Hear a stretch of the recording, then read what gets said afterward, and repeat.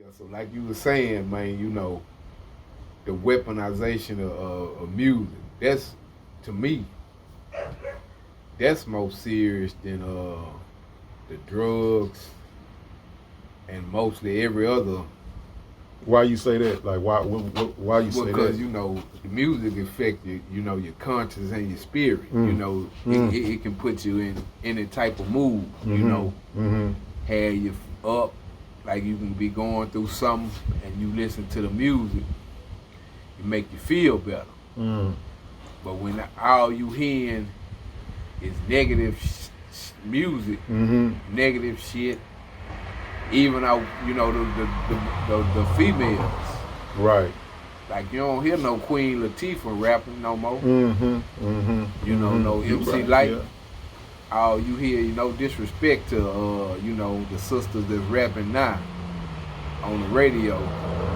But they not talking about nothing positive. The WAP, that's not nothing I want my daughter listening to. You know what I'm saying? Like, money, to make money is good, is a good thing. We think. But the way you doing it, the destruction that's being caused behind it, Yeah. And then, even the mentality of the gang. We grew up on gangster rap. Now I think they call it drill and all this stuff here. Right. Trap. It's it's leading the kids down the wrong path in my opinion.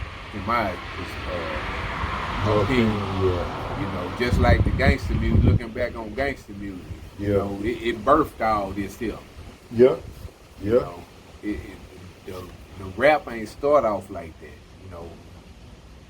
From what it began to what it is now is it's really heartbreaking. Well, the purpose of the music has changed. I remember I was studying music at TSU and the history of genres of music. Yeah. And they had a study that the government did, weaponization of music, as you said, but they had a study in the 60s. Okay. And they correlated the music, say it loud, I'm black and I'm proud. Yeah. They correlated the music to the insurrections of black people in the street, young black people in the street. Yeah. And so what they found was if they allowed this music that had revolutionary components in it, that the propensity for the people to revolt in the street reflected the music. Yeah. So the government said, we gonna make sure that we kill that. Yeah. Yeah, and when they killed it, they saw the people, us, stop protesting in such large volumes. Yeah. Because the music, when we was listening to rap, we had Poor Righteous Teachers, X-Clan, KRS-One, Chuck D, and variety, a lot. Variety, kid and play. Cause that's why I was gonna say the brother Wise Intelligence, he spoke on that. Cause you remember in '89, he was saying, "Don't Fight the Power" was the #1 song being played on the video stations and radio. And they just couldn't have that type of feeling and the mindset of the youth. Yes. And that was '89. So, that's when NWA and gangster rap, after that, that's when it had it conquered music. Yeah. Because no longer, because we used to have the medallions, the African medallion, yeah, Malcolm X, Malcolm Martin, and Marcus Garvey shirts. You could get all this at the flea market. We wanted to wear this, and then after the gangster rap come out, that was no longer a cool thing to do, to be about your people. Yeah. And then like we were saying too, with the crack, the money became the biggest thing to have. So you could, you know, and then you know the meeting, you know, like the meeting they had to. Oh, that secret meeting. Yeah, you know, all these things, you know, led us to where we are now to make them. That I think, like he was saying, the don't fight the power, showed them that they could weaponize music, because you know, especially rap music, because you know, in the early when rap first began, they were saying it was gonna be a fad. They thought it wasn't gonna last. They thought it was gonna be something like breakdance and just fizzle away.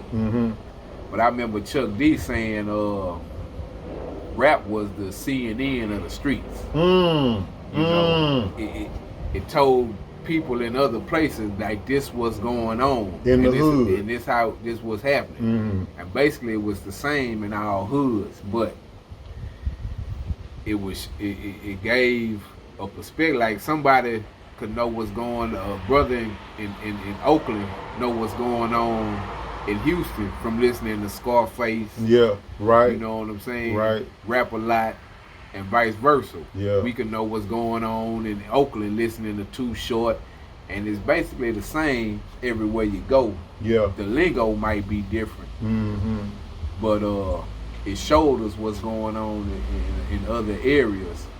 And these motherfuckers, they smart. They studying everything we do and everything. They studying everything. So they devised a plan where, shit, we gonna do this so we can change the mindset, right, and lead them down a destructive path. But you don't hear no songs like self-destruction no more. We all in the same game. Yeah, wow, yeah. We're all-star team of rappers getting together to spread a positive message.